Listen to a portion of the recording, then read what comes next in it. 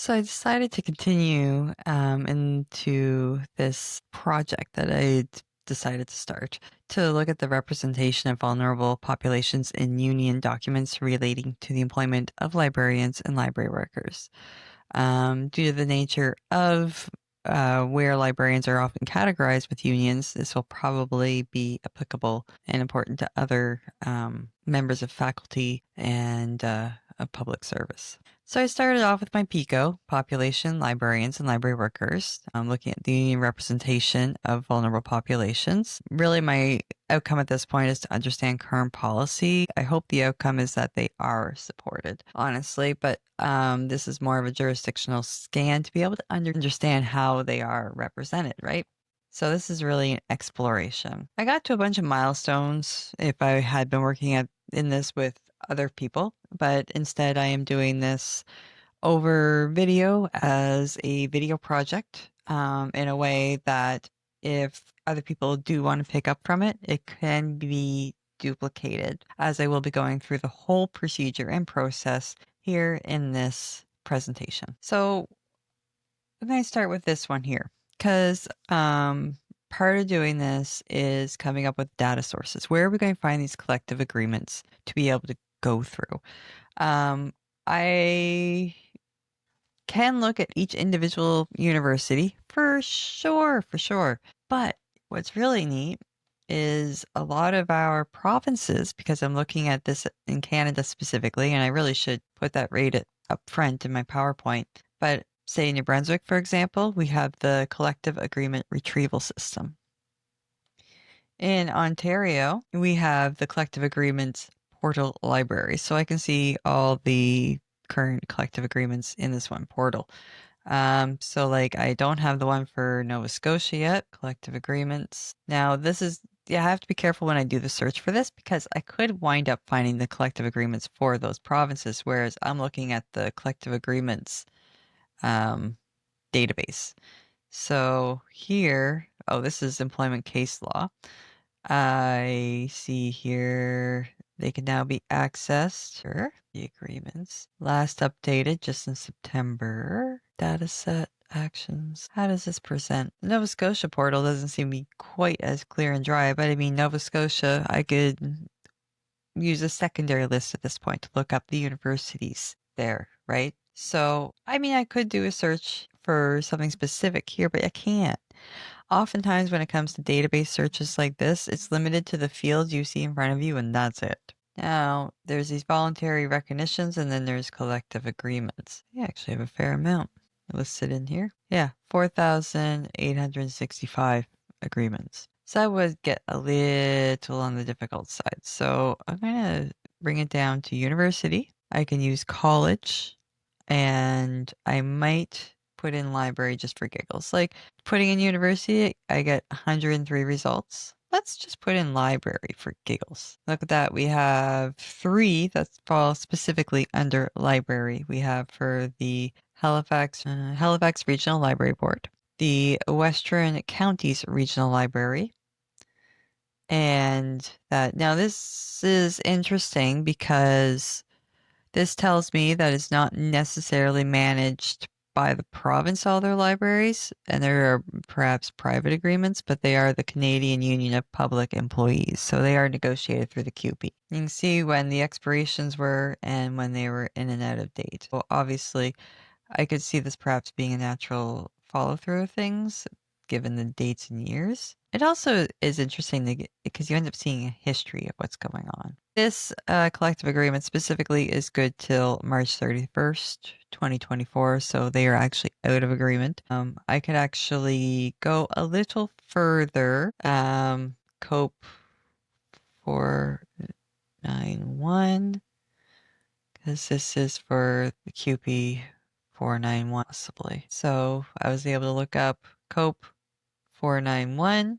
It is for a specific union, collective agreements. So there I now have the 2025. So these databases that I'm going to be using to look up the collective agreements are certainly good points of resource to know where to look. Where am I getting this information? I can do the same for this one.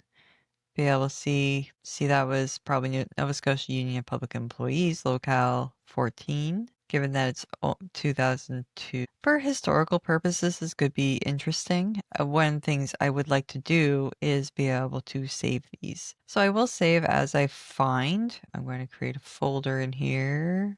I would click the correct spot to do this. New folder. When naming these files, unfortunately, you cannot see my window when doing this, but I would like to keep the standard all across board. So I'm actually going to say Nova Scotia 2002.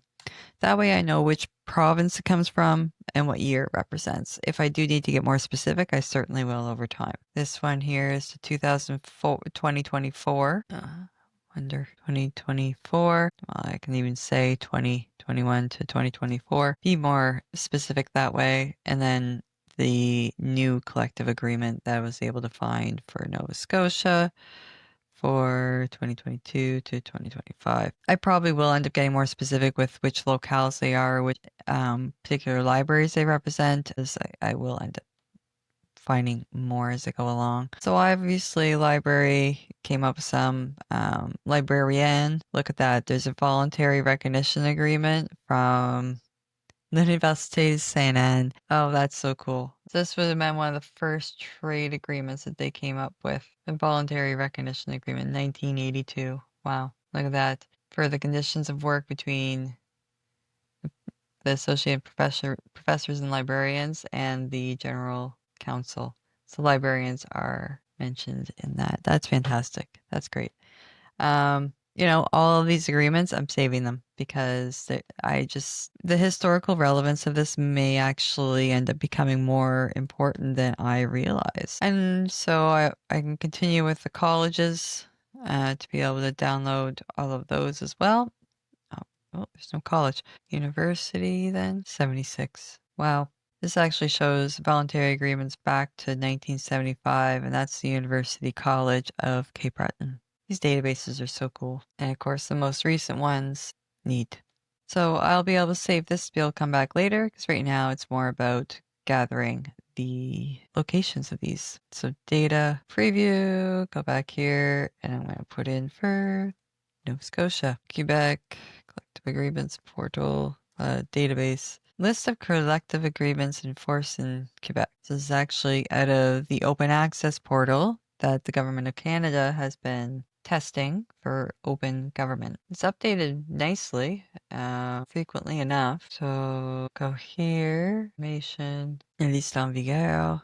Don't know. Oh no, it's going to open up. Whoa. Okay, you guys don't see it, but it is definitely the list in CSV format, of course. So I would have to reformat. I'll see if there's another location for that. Now, ooh, I love when I find a good LibGuide. The librarians work so hard at every university to create really nice LibGuides. So when I find one, it is a gem. So look at this. Let's see if somebody else did my work for me and made it easier. That's the thing about LibGuides, to be able to get these reference lists. So we have collective agreements for the public service. Obviously, librarians are going to be a part of that for sure. There's actually the collective agreement collection by CAPL. What is this? Oh my gosh. Okay. So, oh, it's all the news. So anyone in academia and academic libraries, you can go to CAPL. And they have the news of what's going on with this is really neat. I don't know if it's updated to 2013. May not be up to date, but I can definitely use it as a secondary list to be able to go through to be able to ping off the universities and colleges. BC bargaining, you know what? I can save this right now. Right now.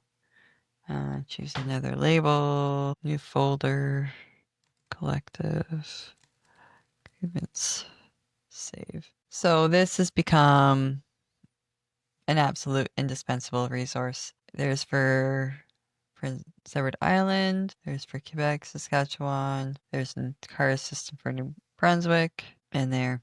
I didn't have to go terribly far to be able to find all of the links necessary to be able to get these collective agreements. So I'm going to spend the next little while going through each of these and downloading. I'm going to release a video for it every time I do. And so this is just round one of I don't know how many. But But I assure you, this is a project that I am looking forward to doing on the gradual, just to keep those, brain juices going there.